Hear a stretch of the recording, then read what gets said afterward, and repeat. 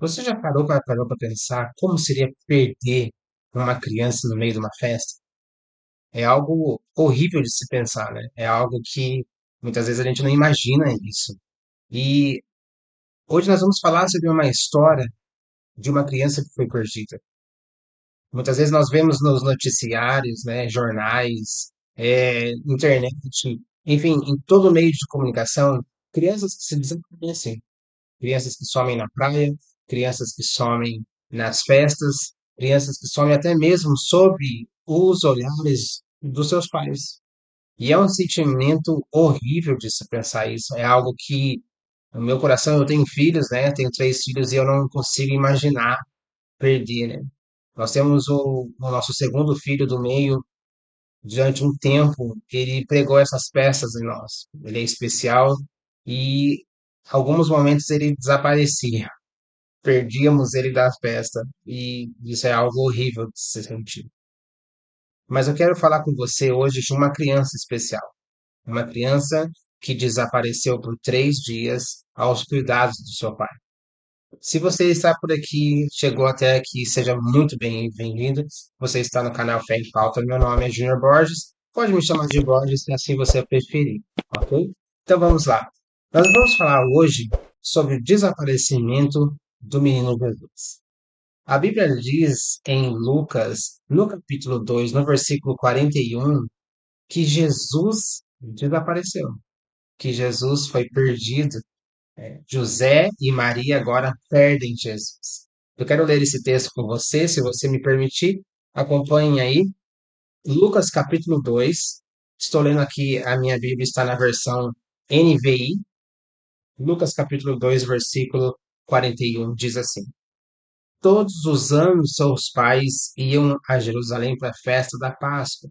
Lembre que o povo judeu festejavam, né? Eles comemoravam algumas festas, festa da Páscoa, festa dos tabernáculos, festas das cabanas. Nós podemos aqui fazer um vídeo específico para cada festa, mas esse é um momento, né? Logo após, depois, posterior, né? A gente pode falar sobre isso. Mas nesse fato, né? Nesse acontecimento os pais de Jesus, José e Maria, pais agora tratando de uma forma física, né, presente ali, humana, retratam que eles foram à festa da Páscoa, que era a festa em lembrança e comemoração, vamos assim dizer, pela passagem, né, e o livramento que o Senhor tinha dado para o povo lá no deserto, quando estava na época da escravidão, onde o Senhor envia agora Moisés como libertador e aplica então as 10 pragas, sendo a última o anjo da morte passando a meia-noite, ceifando a vida dos primogênitos, né? A vida daqueles que eram o primeiro filho da linhagem do egípcio. Então, existe uma ordem agora para que se passasse o sangue nos ombreiros, nos umbrais da porta, né? Ou seja, no batente da porta, como se fosse hoje, né? Para que quando fosse meia-noite, os anjos da morte, né, o anjo da morte passasse e preservasse a vida dos primogênitos do povo israelita. Pronto. Dito isso, essa festa era agora em comemoração, né, para relembrar então esse fato miraculoso que aconteceu sobre o povo de Deus. Mas agora nós estamos vendo que José e Maria, eles subiram para Jerusalém para comemorar, para participar da festa da Páscoa. Diz o versículo 42. Quando ele completou 12 anos de idade, eles subiram para a festa conforme era de costume. Então aqui nós vemos que repentinamente, ou seja, é, é um costume, né?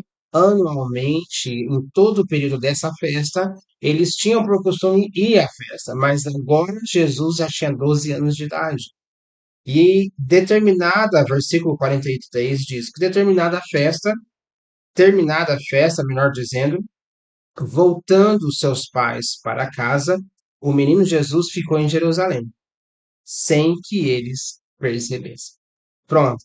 Aqui, meus irmãos, meus amados, queridos, nós vemos que Jesus desaparece.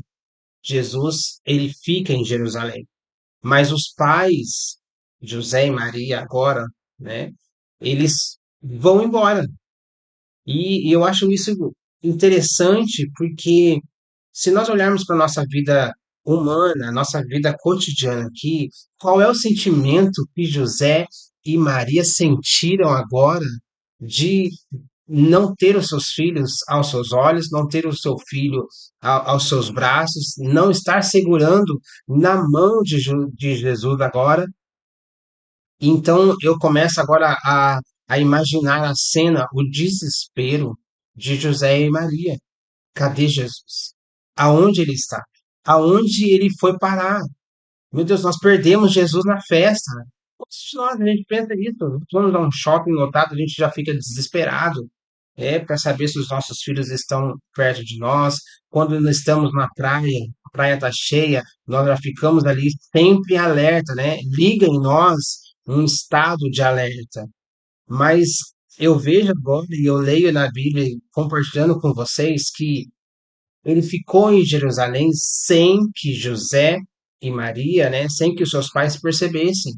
E eu fico me perguntando, como é que não se perceberam a falta de uma criança de 12 anos? Como é que não se perceberam que o filho não estava ao seu lado?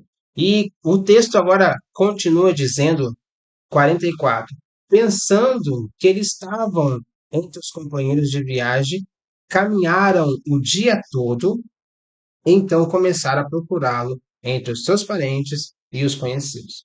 Então, chega o momento em que você se depara, né, e entende que Jesus não está lá. José e Maria agora eles entendem, eles vão procurar, né, nas comitivas, né? Também pode ser aqui talvez um ponto para um outro vídeo, como eram feitas essas caminhadas, como eram feitas as comitivas, né? Como a gente poderia até citar ali uma procissão, como eles andavam, né? Qual era o bloco que ia na frente, qual era as pessoas que iam no meio, qual eram os que iam no final.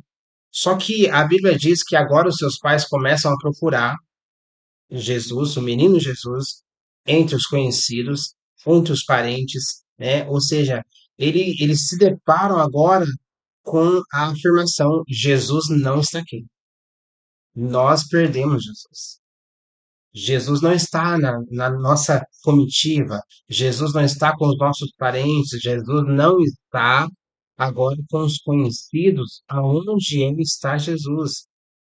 Irmãos, eu começo agora a pensar nisso e eu fico olhando a palavra de Deus e eu fico imaginando o desespero, porque nós estamos falando de José e Maria, pais biológicos, né? Ou seja, o Jesus, ele vem em cena neste mundo, ele nasce da vontade do Espírito Santo, ou seja, o Espírito Santo gera, né, esse corpo chamado Jesus.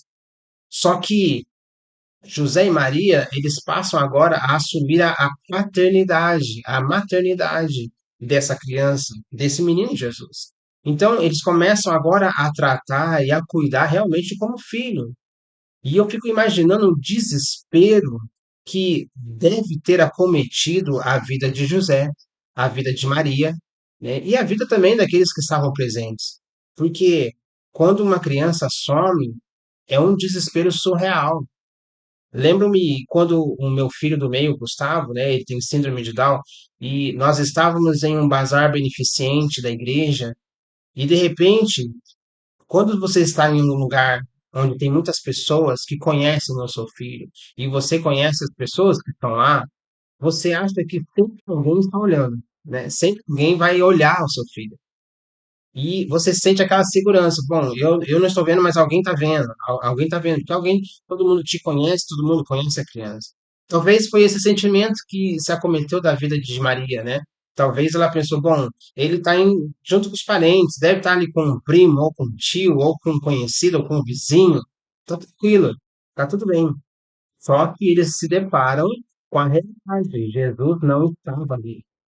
Jesus não, ele não estava, né, na caminhada junto com eles. E então diz o texto que agora que eles não encontram, né? Eles não encontram. Então eles decidem tomar uma decisão. Vamos voltar para Jerusalém. vamos voltar e procurar Jesus. Vamos atrás do nosso filho. Em meio, creio eu, que em meio a um desespero, José e Maria partem agora de volta para Jerusalém com a esperança de encontrar o seu filho, né? Encontrar aquela criança que já estava com eles 12 anos de idade, diz a palavra, né? Que Jesus tinha completado 12 anos. E quando eles voltam para Jerusalém e começam então a procurar, já se passaram 3 dias. Ou seja, não foi um desaparecimento de meia hora, de uma hora, né? Ou meio período, mas foi um desaparecimento de 3 dias. Ou seja, Jesus ficou desaparecido 3 dias, né? Imagina agora você ter o seu filho desaparecido por 3 dias, o desespero que isso causa na vida da família, na vida do pai, na vida da mãe. Segundo a polícia, para abrir um chamado, né, de desaparecimento, precisa 48 horas. Só que aqui nós estamos falando de 72 horas, ou seja, 3 dias de desaparecimento. E quando José e Maria agora voltam para Jerusalém, diz a palavra que eles retornam e encontram agora Jesus sentado dentro do templo, entre, né, os mestres, ouvindo e fazendo perguntas. Eu acho isso incrível, porque o desespero de um pai e de uma mãe para buscar uma criança desaparecida faz eles retornarem de onde eles tinham acabado de sair, né? Ou seja, eu digo acabado, mas já se passaram 3 dias.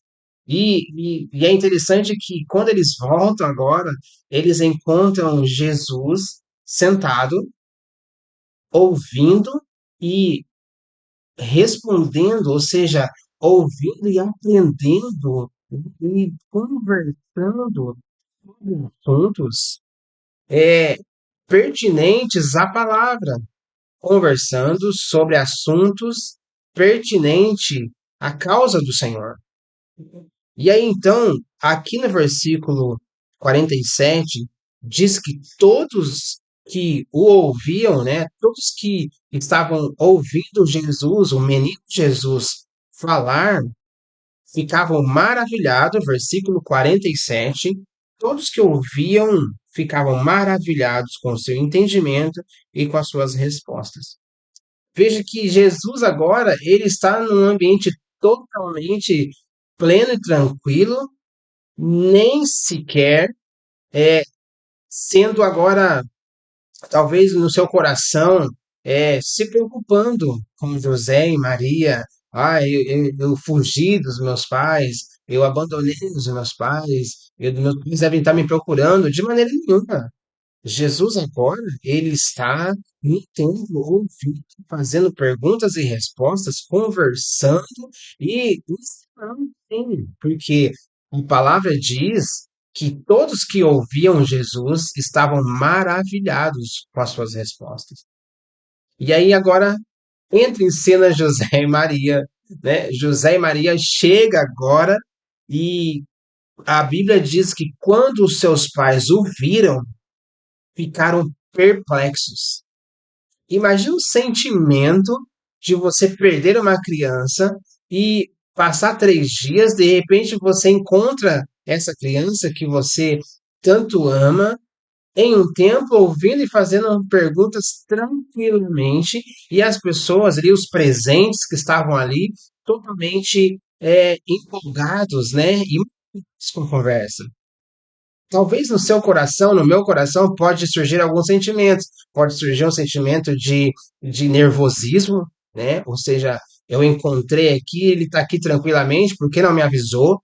Pode sentir pode brotar, né? Um sentimento de surpresa, pode brotar um sentimento de empolgação por ter encontrado, uma alegria fora do comum por ter encontrado. Só que o versículo 48 diz que quando seus pais o viram, ficaram perplexos, né? Perplexo é aquele estado em que você fica, em que você não está acreditando no que está vendo, né? Você não está acreditando naquilo que está diante dos seus olhos, aquilo que está aparecendo para você. E a sua mãe lhe diz: Filho, por que você nos fez isso? É uma preocupação normal de mãe, né? Nós fazemos isso para os nossos filhos. Nós dizemos isso para os nossos filhos: Filho, por que que você fez isso? Por que que você fez isso? Por que que você foi nesse lugar?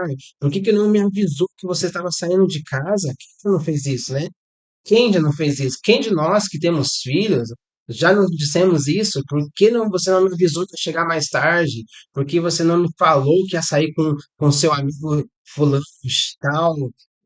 Por que você não fez isso? E aí, então, agora a mãe de Jesus, Maria, diz isso: Filho, por que você nos fez isso? Por que causou isso? Parece que eu fico imaginando agora a cena Maria chegando perto do menino Jesus e começando agora aquele desespero de mãe, né? Por que você fez isso? Por que você deixou a gente preocupado? Por que nós estávamos aqui desesperados te procurando e você está aqui tranquilamente? Parece que eu vejo essa cena. E o seu pai, eu estávamos aflitos à sua procura. Diz isso para Jesus, está aí na sua Bíblia, está aqui na minha, escrito no versículo 48. Seu pai e eu estávamos aflitos, num estado de aflição, porque perderam seu filho. Só que Jesus responde: Por que vocês estavam me procurando? Não sabiam que eu devia estar na casa de meu pai? Jesus agora, irmãos, ele começa agora a mudar é, o rumo da conversa, porque Jesus agora ele desvincula então essa paternidade e essa maternidade de José e Maria. Ele diz calmamente, ele olha para essa mulher que estava no estado de mãe, de materna, e ele diz: Mas por que vocês estavam me procurando? Por que vocês estavam me procurando? Não sabia que eu devia estar na casa do meu pai? Ou seja, não sabiam que eu tenho coisas a fazer e da onde eu vim, eu tenho um ministério a executar? Vocês estavam me procurando. E é interessante que eles não entenderam nada do que dizia. Eles não entenderam o que Jesus respondeu. E eu acho essa parte dessa história, desse relato bíblico, maravilhoso, porque ela aponta agora a divindade de Jesus e ela aponta para o ministério que Jesus tinha e executou na terra, fisicamente. Ou seja, enquanto um homem e uma mulher, num estado de pai e mãe, estão desesperados por encontrar o filho que tinha e tem um propósito muito maior, né, sobre é, todo o ser humano. Ele diz: Mas vocês estão me procurando por quê? Não sabem? Não sabiam, né, que eu tenho coisas a fazer? Não sabiam que eu estava na casa de meu pai? É isso que Jesus fala. Só que aí o versículo 51 diz que eles foram para Nazaré e era lhes obediente. Sua mãe, porém, guardava todas essas coisas no seu coração.